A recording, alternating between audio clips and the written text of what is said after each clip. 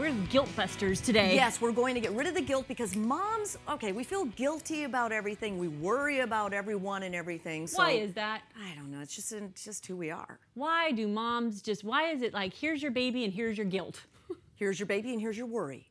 I remember when I first had Sterling, a male friend of mine, Bill Richardson, he said, you will worry from this moment on for the rest of your life about your children.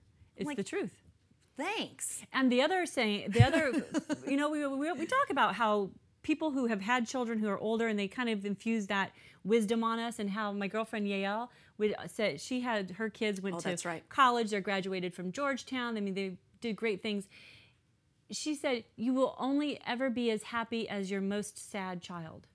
Like you live their emotions. So like if one of your kids is not feeling great or sad, you feel that for them. You absorb all that. So with that comes the worry and the guilt and all that kind of stuff. And it's just, I guess it's part of the package. I guess we accept it. Or we get over some of the guilt. Well, okay, so the guilt that we can get over is guilt about money. Absolutely. And we've got tips on how to do it. Well, first of all, let's talk about why it's not a good thing to feel guilty about money.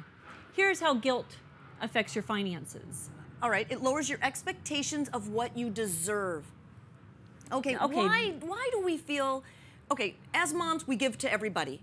We put ourselves last. We feed everyone first before we feed ourselves. Okay, and that is, and we've talked about this because remember your expert person that you ran into who said you should always just give yourself an hour a day? Yeah. I know. A 35-year-old woman said on a TV program that I was about to be on, just, Mom, take an hour for yourself every day. Okay, that's not happening. No, and so, but here's the thing about when you're feeling guilty about money, it lowers the expectations of what you deserve because you think everybody else should have that, like you don't deserve it.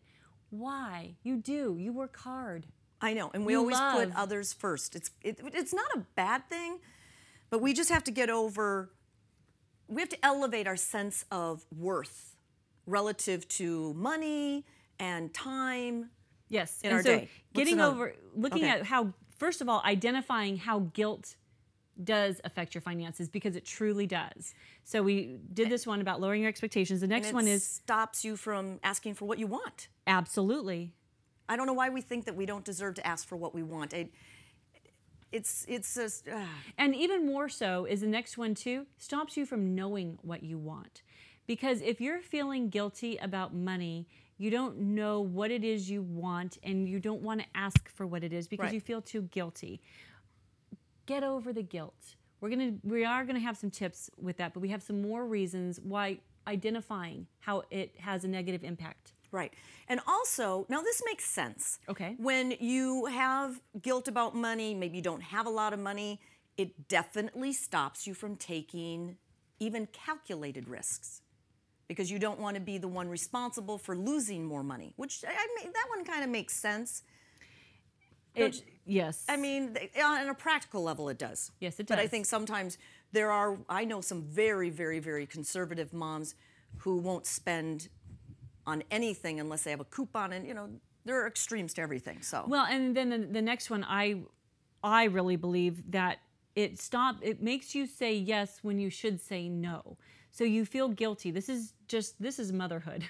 Yes. You volunteer in the class. You say yes to everything. Have you ever noticed how at some schools, like there are a certain group of moms who do everything. Like we volunteer for everything. We're the ones in the classrooms running the fundraisers. There's just like a core group of women who do everything because the other ones have figured out how to say no. Yes. But you end up saying yes. Guilt forces you to say yes when you really should be saying no because it's the best thing for you and your family. Yes. No. You're so smart today. No. No. No, not yes. Yes. Oh, yeah, I am smart today. Didn't mean to say no. You are smart today. Yes. Well, and you know what? It's a tough thing because how many boxes of Girl Scout cookies can you buy when you have 5 different families? You guilted me into buying a lot. I did, didn't I? How many? I don't know. For some reason, we're not in Girl Scouts this year. I don't know why. We switched schools. I don't know what happened. Oh, so I'm not going to buy 20 boxes of cookies? How many did I donate that I I don't bought know. that I donated? Okay, that's a whole nother story. That was a lot of guilt. Caloric guilt. And see, guilt, and financial when you guilt. when you have guilt and you're buying Girl Scout cookies, that guilt ends up down here. And then you feel guilty for eating all of And them. then I feel guilty for not going to the gym to work off the Girl Scout cookies. And then you feel guilty because you're tired because you didn't go to the gym. And then you feel guilty. Oh, it's just this like guilt cycle. It's a cycle. Yeah. Oh, wow. Causes you to attract people who drain your energy and money. Guilt. Drain. You know what, though? I think people can peg you if they know you're an easy mark. She'll give us money. She'll feel guilty if she doesn't. Yeah, exactly. Let's go after her. But guilt is one of those things that here's the thing. We're going to give some tips on how to kind of overcome the guilt and create opportunity. But it's always like identifying, like a hair. You always have to identify first what is causing the guilt and the fact that it is guilt and that it has a negative impact. And once you identify it, once you admit you have the guilt problem. Hi, my name is Mary and I'm guilty. Then you can overcome. You can begin the steps of overcoming the guilt and then get on to being able to say, I really do think. Well, and go ahead. I was going to make a point. Okay. Okay. I really do think saying no to a lot of things is really a big step toward making money. It frees up your time. Yeah, I was just going to say, it helps you focus. Gets rid of the guilt and being okay with saying no to things. Well, here's another thing in defense of moms, especially stay-at-home moms or part-time working moms. We're not making as much money, and we're the ones perceived as spending the money. So that brings us into a whole nother paradigm, because when we were single or dating, we didn't have guilt about money. No, because we made our own money, we spent our own money, but then when when you are the mom, and here's the statistic, moms make 80% of all household purchasing decisions, so you truly are the spender in the family. Yes. But that's a great, powerful position to be in.